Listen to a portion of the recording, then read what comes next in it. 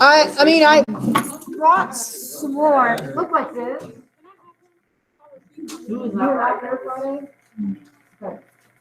This is the same, y'all. This is the same one that we were looking at on Friday. Me too. This is up there. Y'all. Now, I tried to get my smarting to work on here, and we all know full well that writing on my board does not work. So I'm gonna have to do for this opener, I'm gonna have to do it on the dry erase board. And then it says Unit 6 Chemistry Review. Yes. This one should not go down. The actual pass is still out. The other one hasn't. But no, y'all, you have to let me. For this opener, since I cannot write on my board, it just will not let me. It'll be rare now when it does. It says hydrogen gas and nitrogen monoxide react to form water and nitrogen gas. So I'm going to create a skeleton and I'm going to balance it. If it needs to be balanced, sometimes we found out that they're already balanced if you built the skeletons correctly. How do we write hydrogen gas? H2. It's H2. You can't forget the 7 diatomic elements. And what about nitrogen monoxide? No, right. When you see prefixes, the prefix tells you how many it has. If the first thing doesn't have a prefix and then the other one does, then it gets 1. And then it forms, so that's going to be my arrow. Oh, how do we write the formula for water? Hold that up. Sorry, keep falling down. Yes, you can. Miss Mercy, Yes. so how do you write nitrogen monoxide? Capital N, capital O. Okay. And then how do we do nitrogen gas? No, nitrogen gas. How do we do nitrogen gas? N2. Okay, so I know those of you that are remote, you can't see me drawing on the board. The angle will, even if I turn on the camera, you can't see it because the angle is too bad. So, is it? Let me fix it. I just put this on, so let me go into here and fix it. This file uploaded needs to be text box. Hold on just a second. Let me fix it. Because I've had it as the wrong classification, so I'm fixing it right now. It happens sometimes, and you guys are my first chemistry class, so you get to catch all my boo-boos. All right, so for those of you that are remote, since you can't see, what I have is H2 plus capital N, capital O for nitrogen monoxide, the arrow, H2O plus N2. Is it balanced? What's not right? The nitrogen. Okay, so there's one. There's 1 on the left. You can go now, and there's 2 on the right. So what would I want to put in front of the nitrogen monoxide to fix it? A 2. Okay, and then so now I have 2 nitrogens. How many oxygens do I have? 1. Wait, no. Times 2 times 1 is 2. So I only have 1 on the right with the water. What am I going to put here to fix it? Okay, so my oxygen is okay, my nitrogen's okay. How many hydrogens do I have now? 4. So what would go here? 2. Miss Mercy, Yes. on the opener, you didn't put a text box. You just put a file. I did now. I did now. It's fixed. We caught it. It'll let you do it now if you refresh it. Okay, so the way that I just did that, instead of writing it all down underneath it, that's normally how I do balance them. Now, there's nothing wrong with you having to do that. You've got 2 hydrogens, 1 nitrogen, 1 oxygen. This would be the split. 2 hydrogens, 2 nitrogens, and doing the math underneath it. But with an easier one like that, that's how I do them. I just read left to right. My hydrogens were not a problem. My nitrogens were a problem. So I put a 2 in front of the nitrogen monoxide to double the compound. Then I went to the next element, which was oxygen. Now I have 2 of them, but I only had 1 on the right. So I dropped 2 in front of the water. multiply that out to have 4 hydrogens, and the 2 in front of the hydrogen gas on the reactant side doesn't change anything else, which means that my missing number is a 1. That is how I balance these. Now, the test that's tomorrow, there is a lot of balancing. If you need a piece of scrap paper, you're more than welcome to be able to use it, because I do expect most of you to actually work them out this way. I do. Let me double check online real quick, because I heard. Huh? Yes, that is correct, Tiffany. That would be the set of coefficients that would fix it. Okay, I see more people online. Hold on. Okay, now, do you want me to go back over the balancing that we did last Friday, just as a refresher, because you should have everything filled out on that worksheet, the review that you guys got Friday. I want to say there was at least one person that was not here. I do have a Kahoot that does essentially the vocabulary. And if you do, when I do Kahoots, the people that get first, second, and third, they translate into extra credit points for the test. Let's see. So let me, just to make sure that we're on the same page, this was the one that we did last week. And this was the problems. Brayden, did you say you had to go to the bathroom too? Okay. Now, of course, it's going to be a combustion, which is the hardest ones to start with, where I had 4 carbons on the left. I only had 1 on the right. And then I had 10 hydrogens on the left. I had 2 of them on the right. And then what makes the combustions harder is the fact that you've got a split of your oxygen between the carbon dioxide and the water. And just keep in mind, I understand it adds to 3, but you do not add them already, because you're balancing the carbon dioxide oxygen separate from the water oxygen. Once again, for those of you that are remote, this is exactly what we did last Friday. I'm just going through it one more time because I know people are still confused. And we normally start with hydrogen. You double check it. Your brain wants to put a 5 on the right-hand side, but when you drop an odd in front of the water and there's not an extra oxygen source on the reactant side, you normally double it. And like I said, it's not foolproof, but like 95% of the time, if not more than that, this doubling of that odd fixes it. Don't forget to distribute. Now that, are you wanting, that is, this was the review from last Friday. So any, oh, wait a minute, can I give you the right page? Yes, because that is, oh, space, that's the wrong process. Is there anybody else that wanted another copy of this review? Either you didn't get it the first time, or I don't know, your brother or sister, okay. Then you're going to fix the hydrogen on the other side, because you need them both to have 20. You distribute that 2 to the carbon, and then you can fix the carbon on the right-hand side. The only thing that you need to do now is add up your oxygens, divide it by 2, and that's your missing number for your fuel. Like I said, this is what we did last week. It's just been the weekend, and yeah, you guys have a test tomorrow. And then we get to start up stoichiometry after that. You gonna be a hard test? I actually think Miss Cowan was extremely easy on you with this test.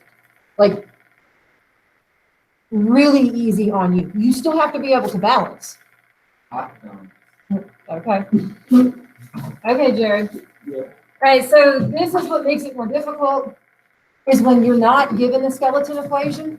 If they give you one in words, and then you have to build each individual formula and then balance the equation. The bariums are in group 2, they're +2. Now I printed off, let me show you what I printed off for you this morning. And there's a digital version of this for those of you that are remote. Now, I'm not going to make you memorize the polyatomics, okay? And I'm not going to make you memorize the activity series or the solubility chart. You will have this for your test.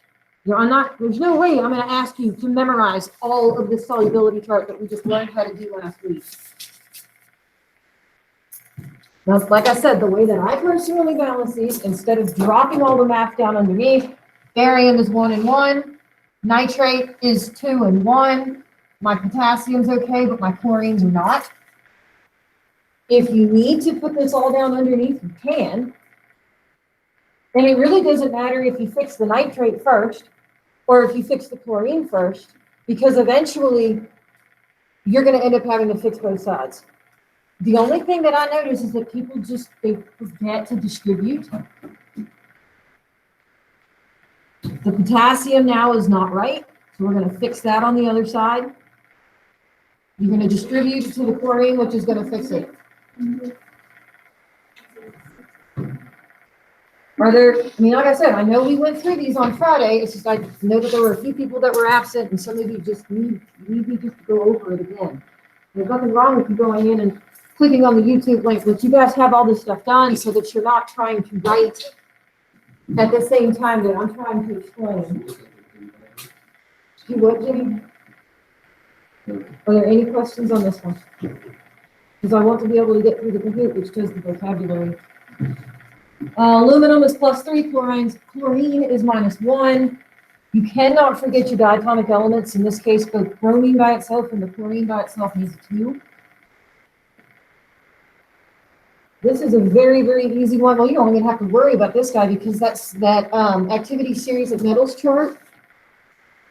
I don't have to balance this because the reaction's not going to happen. If they're not acting, now if it was aluminum bromide with chlorine gas, then yes, it would. Because chlorine is stronger than bromine. In order to kick out in a single replacement reaction, it has to be with the 4 nonmetals. The fluorine is going to be the strongest, and they literally go down the order on the periodic table. It's fluorine, then chlorine, then bromine, then iodine.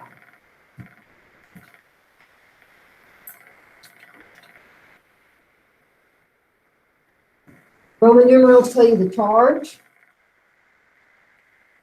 Oxygen is one of those 7 elements, but iron is not. I have 2, 1, 3, 2. I know to start with oxygen first, except for combustions. The common number of 3 and 2 is 6. Most of the time, you can just take the 2 numbers and you multiply them against each other, and that's what you're trying to get to. In this case, you would put a 2 in the front. It is just going nuts. 2 would go here, 3 would go here.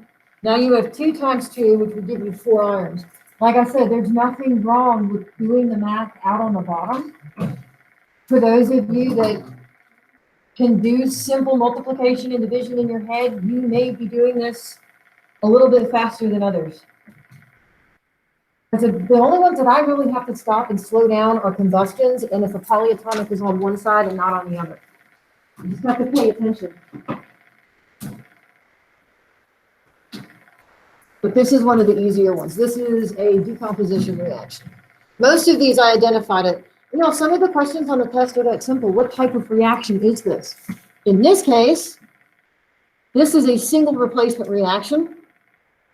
In order for this to go, I would have to double check and make sure that sodium is higher on the chart than cobalt. There's cobalt and there's sodium. So this is able to go. I will have plenty of paper if you guys need to work them out longhand. I'm going to start by fixing the sulfate, distribute to the sodium, and then I'm going to fix my sodium on the other side. It doesn't affect anybody else.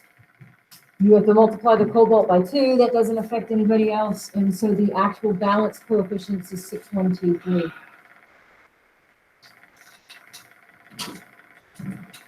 There's one more on there. I don't remember. Lithium phosphate.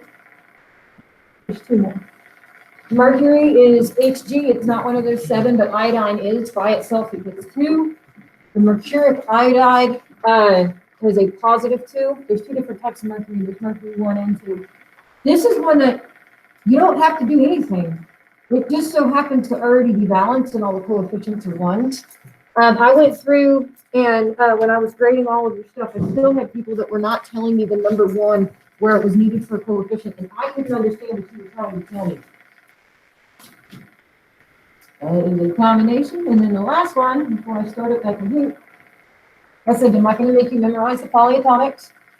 If you need more than 1, it goes in parentheses, and then the number goes outside. The phosphate did not need that because I only needed 1 of them, but the nitrate did. You've got, I'm going to have to double stuff. I fix the barium first, distribute it out to the nitrate, fix the nitrate second. I knew not to start with the lithium. And okay, there we go. That's the last for this one. This is going to go to a reaction because this compound is insoluble. Remember, if it's in a soluble box, but it has the exception, then it's going to change it to the insoluble. Or if it's in the insoluble box and it has an exception, then it's going to change it back to soluble. In order for reaction to happen, I have like an eyelash in my eye. In order for the reaction to happen, you have to have a solid precipitate form. I'm getting stabbed by. Or is there any specific question with the balancing? Because I want to be able to do the compute. It does the vocabulary. All right, I did put all of your grades in. Your grades are a little skewed because that test tomorrow will not make it for progress report. They're pulling grades at, I gotta stop the way I'm presenting. And I have to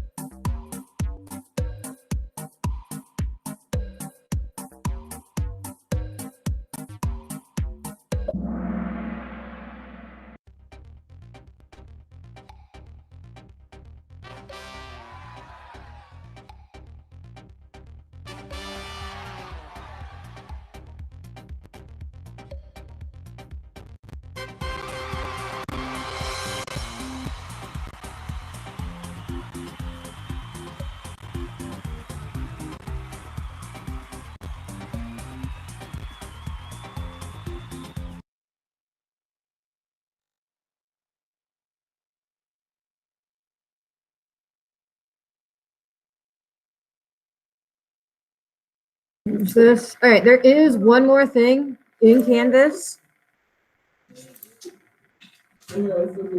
If I can get it to function and to open. There is a Google slide here, this balancing equations one. And I'm having people that you need extra practice, you just do. For this one, I think what I'm gonna do is actually take that one as extra credit. It's not difficult at all. It does have a little, like, you don't have to necessarily watch the video, but it basically walks through how to correctly balance this equation and why it is that ratio and it's not something different. Please do make sure that you put a 1, obviously if it's not a 1, put that in there. But this helps if you need to drag the actual molecules over, if you need more of a visual representation. But there's a few, not many, there's a few of the balancings. And it also gives you a little bit of a chance to double check the types of reactions, whether it's decomposition, combustion, in addition, synthesis, combination, however you want to call it. Let me stop this. Hold on here.